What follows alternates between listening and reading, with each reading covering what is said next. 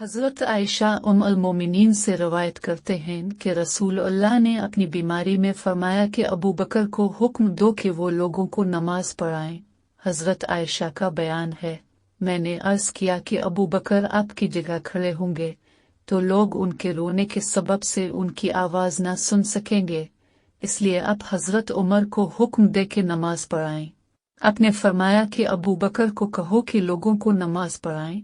आयशा का बयान है कि मैंने हिफ्सा से कहा कि तुम नबी से अर्ज करो कि हज़रत अबू बकर जब आपकी जगह पर खड़े होंगे तो उनके रोने के सबब से लोग उनकी आवाज़ सुन न सकेंगे, लिहाजा उमर को हुक्म दीजिए कि वो नमाज पढ़ाएं। चनाचा हिफ्सा ने ऐसा ही किया तो रसूल अल्लाह ने फरमाया कि तुम यूसुफ की साथी औरतें हो, अबू बकर को हुक्म दो कि लोगों को नमाज पढ़ाएं। हज़रत हिफ्सा ने हज़रत आयशा से कहा कि मैंने तुमसे कभी कोई भलाई नहीं पाई। नसरी से रवायत करते हैं, मोहम्मद बिन जबीर बन मुतम ने भी इसका जिक्र किया था कि मैं मालिक के पास गया, इनसे पूछा तो उन्होंने बयान किया कि मैं चला ताकि हज़रत उमर के पास जाऊं।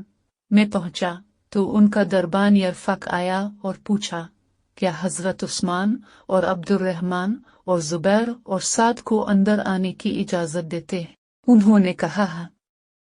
चनाचा वो लोग अंदर आए, सलाम किया और बैठ गए। फिर यरफक ने कहा कि हज़रत अली और हज़रत अब्बास को इजाज़त देते, इन दोनों को भी अंदर आने की इजाज़त दी। हज़रत अब्बास ने कहा कि अमीरुल मोमिनीन इन दोनों के दरमियान फैसला कर दें और एक दूसरे से निजात पा लें। हज़रत उमर ने उनसे कहा कि सब्र करो, मैं तुम्हें अल्लाह का वास्ता देकर पूछता हूँ कि जिसके हुक्म से आसमान और ज़मीन कायम हैं, क्या तुम जानते हो कि नबी ने फरमाया कि हमारा कोई वारिस न होगा, हमने जो कुछ छोड़ा वो सदका है, और ये नबी ने सिर्फ अपनी ज़ात के मुतालिक फरमाया? इन लोगों ने हाँ आपने फरमाया है। फिर हज़रत उमर हज़रत अली और अब्बास की तरफ मुतवज्जे हुए और कहा कि मैं अब दोनों को अल्लाह का वास्ता देकर पूछता हूँ, क्या आपने ये फरमाया? उन्होंने कहा। हज़रत उमर ने कहा कि मैं तुम लोगों से इसकी हकीकत बयान कर दूँ। अल्लाह ने अपने रसूल को इस माल में से एक मखसूस हिस्सा अता किया जो आपके अलावा किसी को नहीं दिया, इसलिए कि अल्लाह ताला फरमाते हैं, माफ़ाकल्ला अली रसूला मन हम फुमा व जिफ्तुम, तो ये ख़ास रसूल अल्लाह के लिए था। फिर अल्लाह की कसम, रसूल अल्लाह ने तुम लोगों पर तरजीह दी, बल्कि ये तुम्हें को दे दिया और तुम्हें मैं तकसीम करता हूँ, हत्ता कि इसमें ये बाकी माल बच गया। और नबी अपने घर वालों के लिए 1 साल का खर्चा रखते थे, फिर बाकी को अल्लाह के रास्ते में खर्च कर देते थे। नबी ने जिंदगी भर इस तरह किया। मैं तुम लोगों को अल्लाह का वास्ता देकर पूछता हूँ, क्या तुम लोग इसको जानते हो? उन्होंने कहा हाँ। फिर अल्लाह ने नबी को उठा लिया तो हज़रत अबू बकर ने कहा कि मैं रसूल अल्लाह का वली हूँ।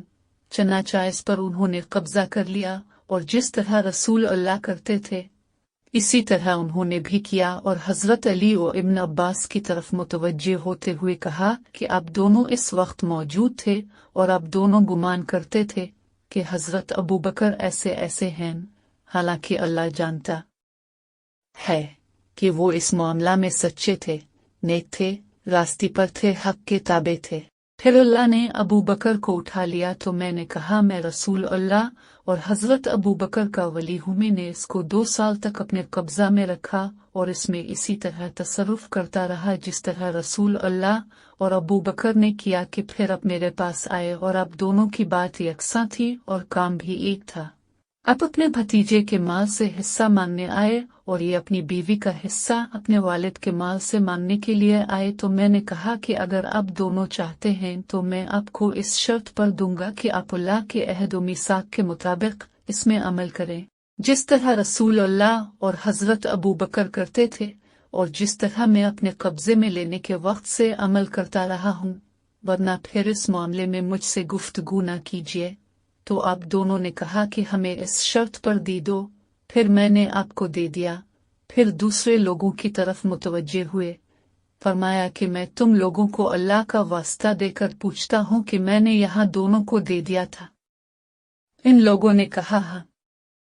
हज़रत उमर ने कहा कि आप मुझसे इसके अलावा कोई फैसला चाहते हैं तो किस्म है इस ज़ात की जिसके कब्जे में मेरी जान है اور جس کے حکم سے آسمان و زمین قائم ہیں، میں قیامت تک اس کے علاوہ کوئی فیصلہ نہ کروں گا۔ اگر آپ اس کے انتظام سے عاجز ہیں تو ہمیں واپس کر دیجیے، میں آپ کی طرف سے اس کا انتظام کروں گا۔